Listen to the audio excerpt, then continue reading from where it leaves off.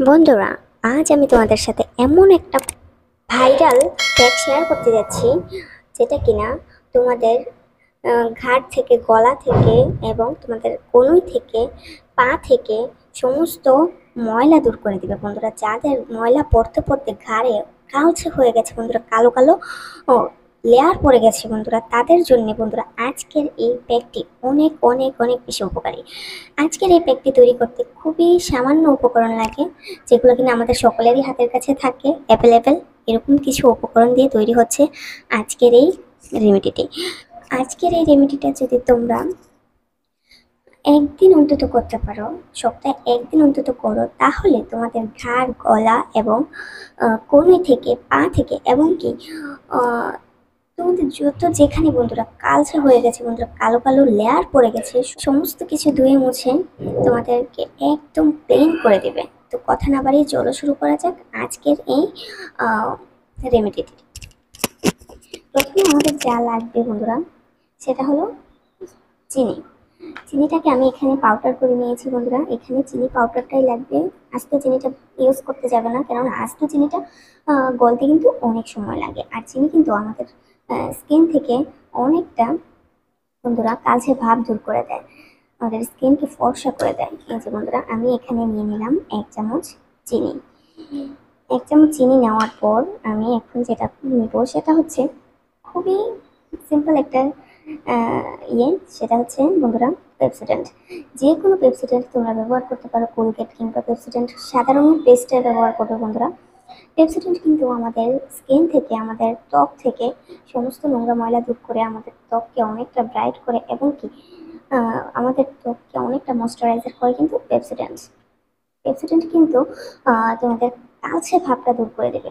এই যে বন্ধুরা, এখানে আমি নিয়ে নেব এই যে এইটুকু পেপসোডেন্ট, দেখতেই পাচ্ছ কতটুকু নিয়েছি। এইটুকু পেপসোডেন্ট নিয়ে নেব। নেওয়ার পর আমরা যেটা নেব সেটা হচ্ছে মধু।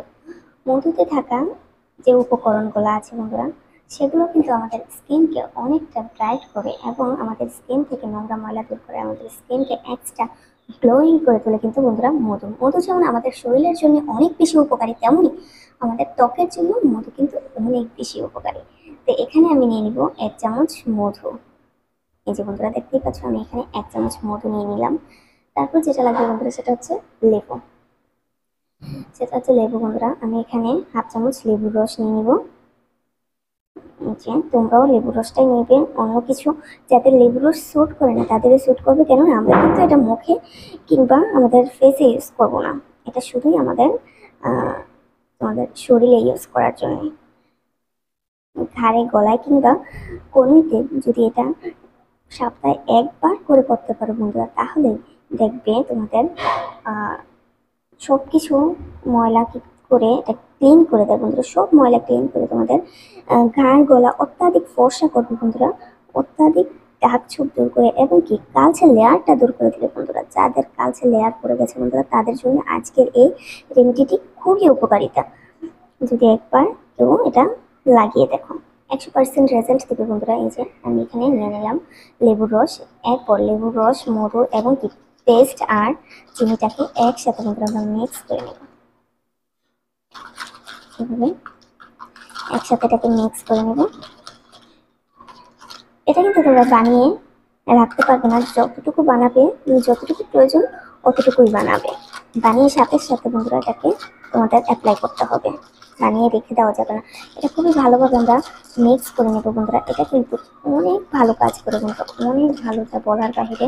তোমরা একটা বার অন্তত বাসায় এটা ট্রাই করে দেখো, যেটা কতটা ভালো কাজ করছে। এই যে বন্ধুরা, এটা কিন্তু একটা ক্রিমি টেক্সচারে চলে এসেছে, এই যে দেখতেই পাচ্ছ। এখন এটাকে আরো ভালোভাবে মিক্স করতে হবে, যতক্ষণ অব্দি দানা দানা ভাবটা চলে যাচ্ছে। এই যে সাদা যে একটু দানা দানা দেখা যাচ্ছে, ওইটা চলে যাওয়া পর্যন্ত এটাকে মিক্স করে নিতে হবে বন্ধুরা। দেখতেই পাচ্ছ বন্ধুরা, আমার কিন্তু এটা মিক্স করা কমপ্লিট। এখন আমি এটা তোমাদেরকে অ্যাপ্লাই করে দেখাবো। এটা তোমাদের মানে পরিষ্কার স্কিনে কিংবা পরিষ্কার ঘাড়ে, গলা যদি লাগাতে চাও বন্ধুরা, সেটাকে আগে ক্লিন করে নেবে, তারপর লাগাবে। এই যে বন্ধুরা, এটা তোমরা গোসল করতে যাওয়ার আগে, যখন গোসল করতে যাবে তার আগে এটাকে বানিয়ে একবার অ্যাপ্লাই করে নিতে পারো। এভাবে এটা, এই যে বন্ধুরা, এভাবে ডলে ডলে খুবই হালকা হাতে ইয়ে করবে বন্ধুরা, র্যাপ করতে থাকবে এভাবে। এই যে বন্ধুরা র্যাপ করে এটাকে লাগিয়ে রেখে দেবে বন্ধুরা 20 থেকে 25 মিনিট। যখন এটা শুকিয়ে যাবে তখন নর্মাল পানি দিয়ে এটাকে তোমরা ক্লিন করে নিতে পারো, কিংবা ভিজে টাওয়াল কিংবা ভিজে রুমাল দিয়ে প্রথমে এটাকে ক্লিন করে নিয়ে তারপর তোমরা গোসল করতে যেতে পারো, তখন তো পুরোপুরিভাবে ক্লিন হয়ে যাবে। তো ভিডিও যদি ভালো লেগে থাকে একটা লাইক করবে, চ্যানেলটাকে সাবস্ক্রাইব করবে। সকলেই ভালো থাকবে, সুস্থ থাকবে, এমন নিত্য নতুন ভিডিও পেতে আমার পাশে থাকবে। আল্লাহ হাফিজ।